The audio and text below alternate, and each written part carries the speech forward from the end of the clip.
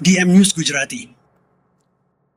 ધાનેરા અને થરાદ ખાતે નાર્કોટિક્સ વિભાગ દ્વારા મેડિકલમાં તપાસ હાથ ધરવામાં આવી, જેમાં થરાદમાં આવેલ દીપક મેડિકલ અને ધાનેરામાં આવેલ નિશા મેડિકલ અને મિત મેડિકલમાં મધ્યપ્રદેશથી આવેલ નાર્કોટિક્સ ટીમ દ્વારા તપાસ હાથ ધરવામાં આવી, જેમાં ત્રણેય મેડિકલમાંથી દવાનો જથ્થો ઝડપાયો।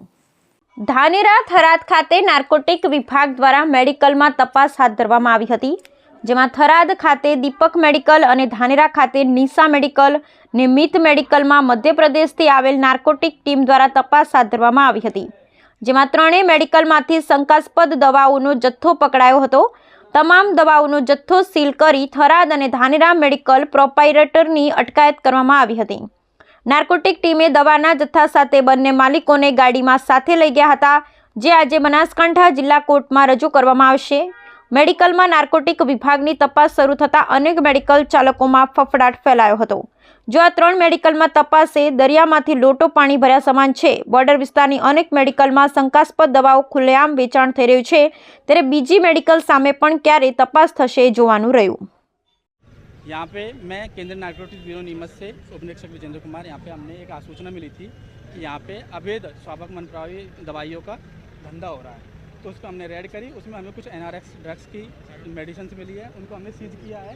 और उसके जो प्रोपराइटर है विठल भाई, उनको भी हमने उसके अरेस्ट किया है। उसके बाद उनसे अब आगे केस के दस्तावेज वगैरह मांगे जाएंगे, जो कि वो आके उस दस्तावेज में हमने पूछा गया है, तो यहाँ पे वो अवैध मादक पदार्थों की तस्करी से हमें संलिप्तता पाई गई है। तो उस चीज़ में हमने मादक पदार्थों की अल्फ्राजोलम, ट्रेमाडोल, ये चीज़ें अरेस्ट बुक करी है NDPS एक्ट में, और उसके अलावा की कार्रवाई हम आगे जाके करेंगे और इन्हें कल कोर्ट में, यहाँ के डिस्ट्रिक्ट कोर्ट में कल यहाँ पे प्रोड्यूस करेंगे। ठीक है जी। और इसमें कौन-कौन सी जगह आपने इस केस में अभी ये रेड यहाँ पे फर्स्ट हुई है। इसके बाद अब इसकी इन्वेस्टिगेशन में आगे जहाँ पे होगी मीडिया को सूचना दे दी जाएगी। વડગામના છાપીમાં ગેસની પાઇપલાઇન લીકેજ થવાની ઘટના સામે આવી। વડગામના છાપીમાં ગેસની પાઇપલાઇન થઈ લીકેજ। છાપી હાઈવે પર ગેસની પાઇપ લીકેજ થતા અફરાતફરી। છાપી હાઈવે પર ગટરનું કામ કરતા ખોદકામ વખતે ગેસની પાઇપલાઇન થઈ લીકેજ। ગેસ લીકેજ થતા IRM ગેસ કંપનીના ટેકનિશિયનોએ ઘટના સ્થળે પહોંચી લીકેજ પાઇપનું કર્યું સમારકામ। ભાભરના સનેસડા ગામે બાઇક અને ગાડી વચ્ચે સર્જાયો અકસ્માત। અકસ્માતમાં 3 લોકોને ઈજા પહોંચી। બનાસકાંઠાના ભાભરના સનેસડા ગામ પાસે બાઇક અને ગાડી વચ્ચે સર્જાયો અકસ્માત। બાઇક અને ગાડી વચ્ચે ગમખવાર અકસ્માત સર્જાતા 3 લોકોને પહોંચી ઈજાઓ। ઈજાગ્રસ્તોને તાત્કાલિક સારવાર માટે હોસ્પિટલમાં ખસેડાયા। અકસ્માતમાં ઈજાગ્રસ્ત બનેલ એક બાઇક સવારની હાલત નાજુક। અકસ્માતને લઈ ઘટના સ્થળે લોકોના ટોળેટોળા ઉમટ્યા। અકસ્માતને પગલે ભાભર પોલીસે વધુ તપાસ હાથ ધરી। રાજકોટ જિલ્લાના ઉપલેટા તાલુકાના અરણી ગૌશાળા ખાતે લાડવા ખવડાવવા આવ્યા। રાજકોટ જિલ્લાના ઉપલેટા તાલુકાના અરણી ગૌશાળા ખાતે લાડુનો પ્રસાદ ખવડાવવામાં આવ્યા। ઉપલેટાના અરણી ગામે ગૌશાળામાં દાતારથી ભરતભાઈ રતિભાઈ ખાંચર તથા તેમના ધર્મપત્ની તૃપ્તિબેન ભરતકુમાર ખાંચર સૌ પરિવારના સૌજન્યથી ગાયોને તરીચૂરીના લાડુનો પ્રસાદ ખવડાવવા માટે કાર્યક્રમ પ્રસંગનું આયોજન કરવામાં આવેલ। 40 મણ જેટલા લાડુનો પ્રસાદ આજુબાજુના ગામ તથા રાજકોટના તેમના સ્નેહીજનો ભાઈઓ બહેનો દ્વારા ગૌશાળામાં જ લાડુ બનાવી સૌ આ સેવા યજ્ઞમાં જોડાયેલ હતા। ગાયોને ગૌધનને પ્રસાદી રૂપે ખવડાવવામાં આવેલ।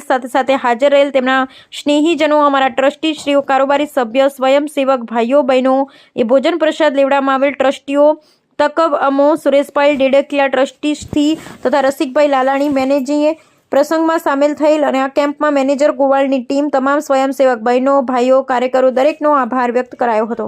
હું રસિકભાઈ લાલાણી, મેનેજર શ્રી ગોકુળ ગૌસદન રાણી ઉપલેટા ઓફિસ।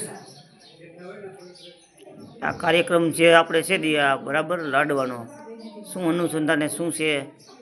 આજે અમારા ડીલર દાતા શ્રી ભરતભાઈ રતિલાલ અમને તેમના ધર્મપત્ની તૃપ્તિબેન તરફથી આ ગૌધનને લાડવાની પ્રસાદીનું આયોજન કરવામાં આવેલ છે।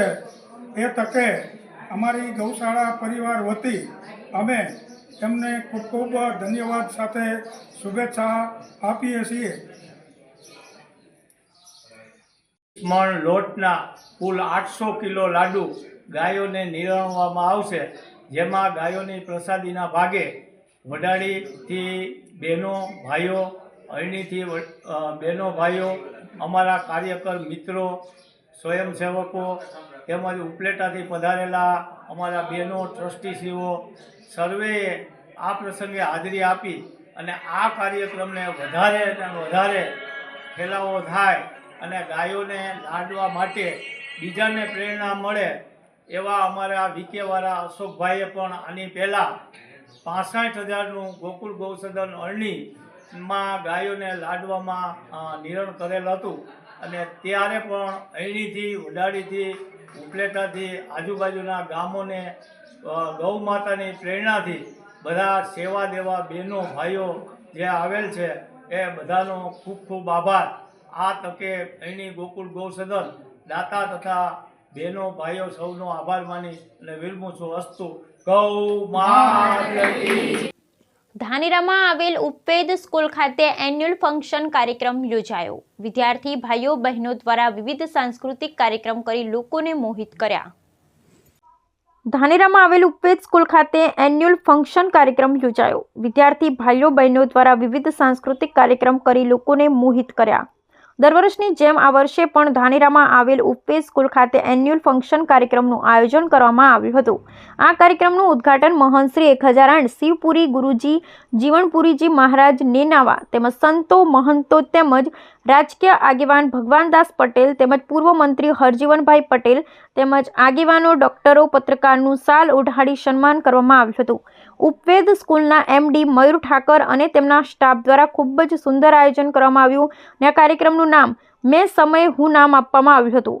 આ એન્યુઅલ ફંક્શન કાર્યક્રમમાં ઉપવેદ સ્કૂલના વિદ્યાર્થી ભાઈઓ બહેનો દ્વારા સાંસ્કૃતિક કાર્યક્રમ, ડાન્સ, ભક્તિ અને વ્યસન મુક્તિના કાર્યક્રમ યોજવામાં આવ્યા હતા અને વધુ પડતો મોબાઈલનો ઉપયોગ કરવામાં આવે છે તેને લઈને પણ અલગ અલગ નાટકો કરવામાં આવ્યા હતા.